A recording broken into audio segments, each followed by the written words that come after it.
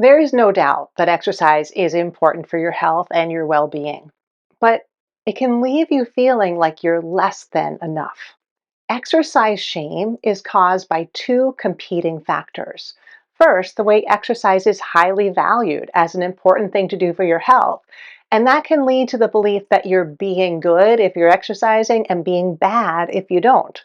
But then the second part that leads to exercise shame is when success with exercise is determined by external measures, like how you look, how much you weigh, or how well you perform on a fitness test or in a fitness class. Those two factors can easily lead to exercise shame. Studies show shame affects your physiology and your psychology. Women who view their body more in terms of how it looks than how it feels are less likely to exercise. Studies show that those who exercise for weight and appearance reasons reported symptoms of eating disorders and depression. And physiology tells us that the emotion of shame puts your body in the freeze state.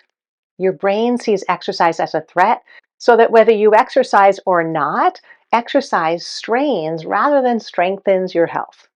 Let's use the Be Well Now method to heal exercise shame and replace it with the self assurance that you can feel and function better from exercising in your whole person right now. The first step is to be. Shame makes you want to hide. It makes you want to ignore that emotion because it's so intense.